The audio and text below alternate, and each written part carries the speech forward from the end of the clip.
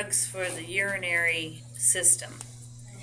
Now, you'll see on page 68 that it talks about antispasmodics. Do you see that? Antispasmodics. Page 68. It says related medications and treatments, 1 inch from the top. Okay. Antispasmodics. So what do you think these are? Antispasmodics. They're like What is a spasm? They stop spasms, right? And where would you have a spasm in your urinary tract? In your bladder. Ever have a bladder spasm? Ever have a UTI and you feel like you have to pee every 5 minutes? That's a bladder spasm. Okay, your bladder's spasming because it's infected. Another thing that you might have, and is quite common as we age, are overactive bladders. Have you heard of that? Yes. You have if you watch TV, right? Gotta go right now? Okay. This is when the bladder keeps spasming and you have to keep going to the bathroom. Does your life revolve around going to the bathroom? Yeah. Okay, so we want to stop those bladder spasms, and you would do that with the antispasmodic. Now, you can see, looking 1 inch down further, the example that it gives you is oxybutynin, which is also the generic for ditropan. Ever heard of that? Ditropan? Yeah, ditropan. Okay, now ditropan is coming in an over-the-counter patch. Oxytrol, the pink little, and it's it's on TV all the time now. Okay, and that is simply oxybutynin. So oxybutynin is very common. They give it to people who have overactive bladders. Now, it is in a class of drugs called anticholinergic. Anticholinergic. So that means it is against it's an anticholinergic. So it's against the acetylcholine. So anticholinergics have certain distinct properties. And it's called the great 4 I can'ts. I can't see, I can't pee, I can't spit, I can't, and it rhymes with it, and hopefully you'll be able to figure that out. sit. There's an H in there. Okay. Now, the reason for that is it is blocking acetylcholine in your brain. Okay, and what that's going to do is it's going to make it difficult for you to focus. It's going to dilate your pupils. Okay.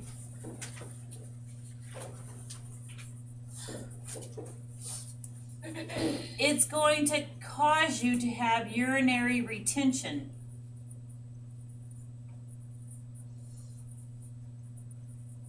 It's going to dry up secretions like saliva, like moisture in your eye. It'll make your eyes dry. And it's going to cause constipation. Now, ditropan is an anticholinergic. Is it an antispasmodic? Yes, of course it is. But going further, it is an anticholinergic, which means that it's going to have these side effects. Any anticholinergic is going to have these side effects. Now, this particular one they're using because that it will stop bladder spasms. And in fact, if it goes too far, it'll actually cause urinary retention. So we want it right in that sweet spot. So you don't have urinary retention, but you're not having bladder spasms. But you already know that. You already know the side effect of any drug is the flip side of the coin, right? Side effect to antihypertensives is low blood pressure. The side effect of an anticoagulant is bleeding, right? The side effect of a diuretic is dehydration, okay? So you're taking this because you have bladder spasms, so the side effect would be urinary retention if you have too much. If you go outside of that therapeutic dose range, too much. Okay, now this is how it works, is it blocks the acetylcholine. And this is what acetylcholine does. And so you're blocking it, so therefore it's going to do all these four things. You only really want it to do this, but it comes with all of it. You want it to keep you from peeing? You're having bladder spasms, so you want the spasms to stop. Okay? But if you take too much, then you're going to have urinary retention, okay? Or if you don't need it. Now, so people who are on the ditropan, we're going to have to watch to make sure they don't get constipated. We're going to have to watch that they don't get urinary retention. We're going to have to watch that, they're going to have really dry eyes or a dry mouth because it'll dry up their secretions. You know what else are anticholinergics? What other drugs do you know that do these things? Antihistamines? That patch that they put right Yes, that's a good one. there? Yeah, That's a very good one, Angel. Do you guys know what we're talking about? Scopolamine? Scopolamine. Scope patch, yeah. You put them on so you don't get seasick and that kind of thing, yeah. They have one too to dry up secretions. don't Right, that's it. That's how it works. Okay. It dries up secretions. Right. A lot of your antihistamines are anticholinergic. A lot of drugs. How about Imodium? It dries up the stuff for It slows down peristalsis. nausea medicine. Therefore, yeah, some of them are. Not all of them, but many of them are. Yeah.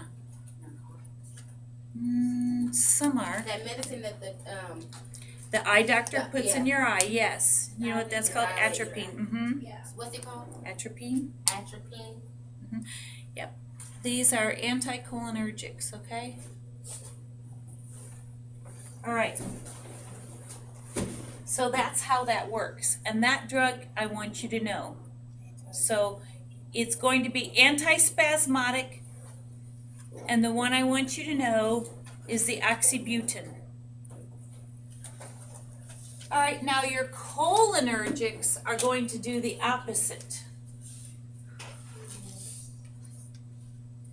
Are going to do the opposites, like pilocarpine. All right.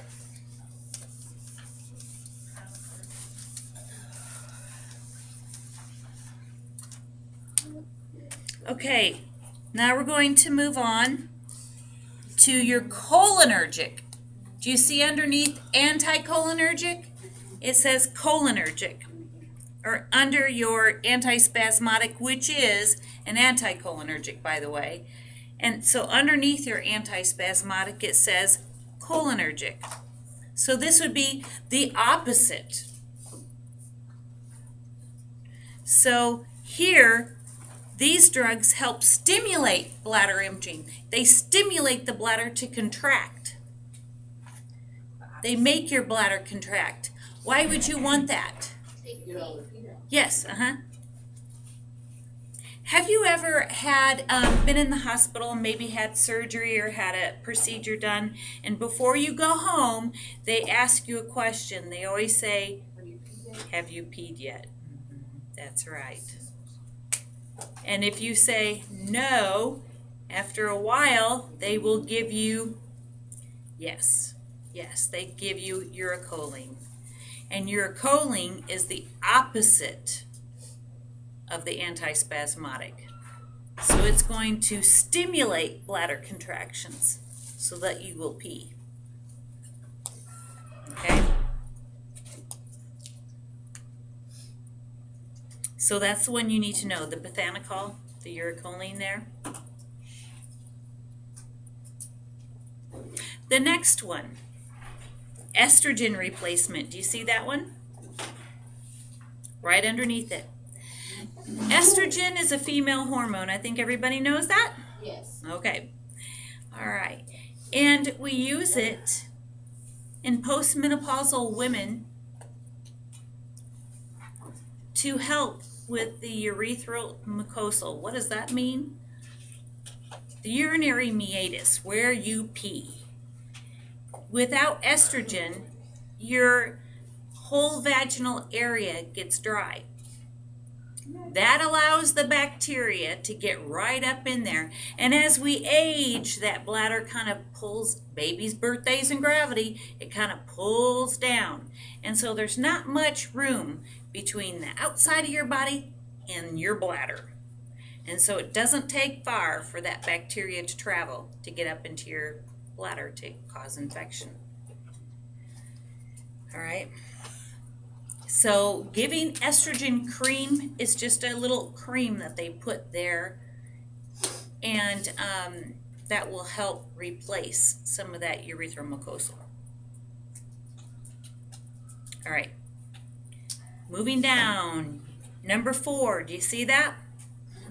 Other drugs used for urinary disorders, antibiotics. Why would you use an antibiotic? Because of UTI, right? An infection.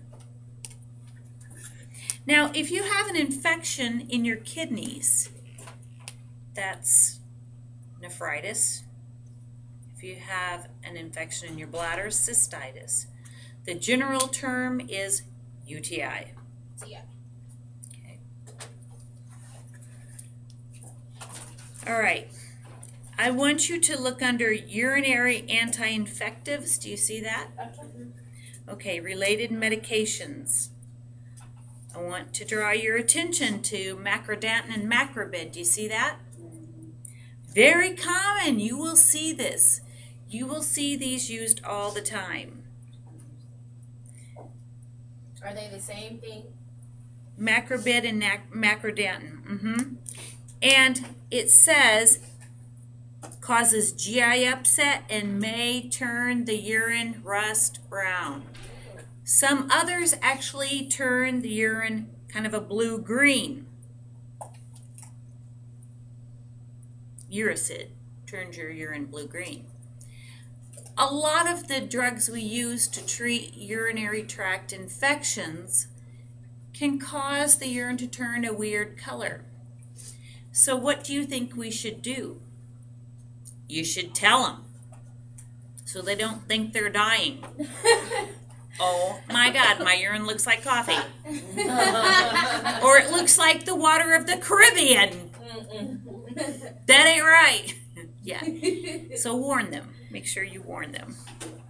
And if you've ever taken pyridium, it makes it orange. And it's just, yeah, they need to know that. Make sure you do warn them. So besides giving them antibiotics, what else should we do if they have a UTI? We should, yes, give them as much fluid as we possibly can. Absolutely. Yeah. Those Aizos. Yeah. Cranberry cabs, azos, all that. All right. Another common one that you should know is on the top of 69. Bactrim. Ever seen that used? Yes. Yes, it is very common. Diuretics. Now we're in the middle of page 69, diuretics. We've already talked about diuretics in cardiac, didn't we? What do? Yeah, they're going to help pull that fluid off, aren't they? More urine is produced. Now there's several types of diuretics. The first one they list are the thiazide type diuretics. And do you see where it says hydrochlorothiazide? Okay, let's know that one. Okay. Now, this is a potassium wasting diuretic. So you will, if you take very much of this, what are you going to expect to see? You're going to expect them to be on a potassium replacement. That's right. And what is, how do we write potassium? K. K, yes. K is for potassium. Very good. The next kind is potassium sparing diuretics. And do you see spironolactone? Okay, spironolactone is a sparing diuretic. Now here we might want to be careful that they don't get too much potassium. Okay, that would be called hyperkalemia. All right, the next one is loop diuretics. By far the most common. By far the most common. This is your Lasix and your Boomex. Lasix and Boomex. Mainly Lasix, furosemide. And you need to know that furosemide is generic for Lasix. Okay, Lasix. You're going to give so much Lasix. On the Spironolactone? do we need to know the Aldactone? Yeah. The name's in it. If spironolactone, aldactone, okay, you'll be okay. All right, that's all I really need you to know on those.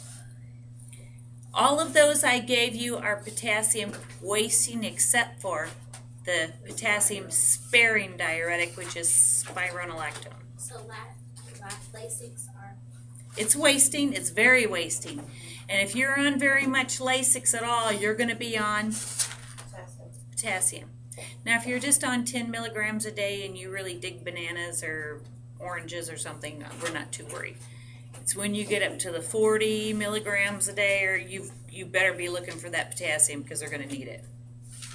Question it if you don't see it, because sometimes they go into the hospital and get diuresed IV. When they come back, they say, "Oh yeah, put them back on the Lasix," but somehow somebody drops. Oh yeah, that means we better put them back on the potassium as well. So always question that. Okay. So what is your great side effect if you're on a diuretic? Dehydration. And if you're on a potassium wasting diuretic, what's the other thing? Potassium loss, low potassium. What's the correct name for that? Hypo. Hypo. How low can you go? Hypo. Hypokalemia. That's where the K comes from in potassium. Hypokalemia. Okay. All right, electrolytes, dissolved mineral salts, or macrominerals. Your body demands homeostasis. That means balance. Your body will not tolerate imbalance. And it has to be kept in a very, very tight balance. And your electrolytes have to be in balance. Now, I want you to know your electrolytes. Potassium is a K. Calcium is your Ca. Sodium is Na. Okay. Magnesium, Mg. Chloride. Carbonate and sulfate. No biggies there. On the next top of the page 71, you need to know those. Anytime it's low, it's hypo. Anytime it's high, it's hyper. That makes sense, doesn't it? Yeah. Yeah. So hypokalemia is what? Too Low. Potassium. Yeah, your potassium's too low. Hypokalemia. Therefore, what's hyperkalemia? Too much potassium. Too much potassium, right. How would you get hyperkalemia? How would that happen?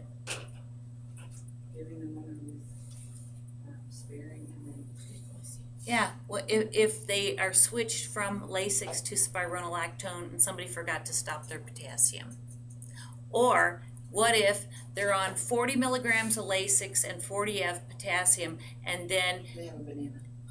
well, just once that wouldn't hurt. But if they get their order changed to 20 milligrams, oh, she's, I think we can lower that down to 20, but we forgot to lower the potassium. They need to go in where the one goes, the other goes.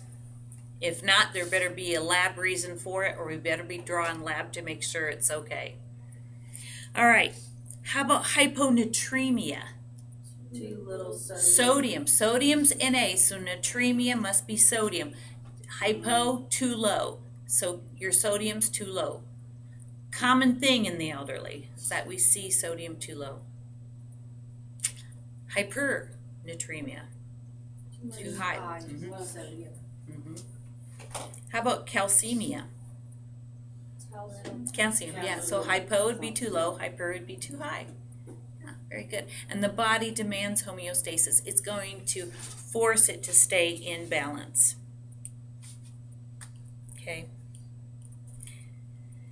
Related medications and treatments. Potassium replacement. You're going to see a lot of these. KCl is the abbreviation for potassium chloride. Slow K. Slow K is very common. If you see something that says slow, what are you thinking it might mean? Time release, yeah. Also K-dur. Dur. K-dur is also a slow release potassium, and you wouldn't want to crush that. D-U-R. Long duration. Yeah. But it's not enteric-coated. They don't have to be enteric-coated. Enteric-coated is just for the acid in your stomach. It doesn't, the coating doesn't come off in the acid in your stomach. Different, totally different things. We're talking extended release. Okay, we're talking about long duration. All right, so in these, what you will find is if you put just a drop of water on that, it'll just fall apart and you'll have all these little tiny balls. Now, if George takes 3 tablets, okay, three meds, and a potassium, what you're going to do, and I'm talking about a time-release potassium. So what you're going to do is you're going to put, and he has to have them crushed, okay, and none of them are time-released of these other 3. So you're going to put the 3 in the crusher, crush those, put them in the cup, and then you're going to take your potassium, drop that in the cup, add a drop of water, the balls, it'll just turn into little tiny, tiny balls. But you don't crush those little tiny balls, okay? Does that make sense? Sometimes they come in capsules and you can just pull the capsule apart and dump it in there. But you don't crush the little tiny balls. They're like grains of salt, tiny. Yeah, you don't crush those. That's important. Okay. And then K-Lite. K-Lite isn't coated. You can crush them. So it's important to note that you know what your potassium is. Okay. Potassium is hard on your stomach. Give it with food. And if they have to take liquid potassium, God have mercy on them. That stuff tastes awful. Awful. Nobody got oatmeal, cream of wheat, right? My sensitive nose over here. All right.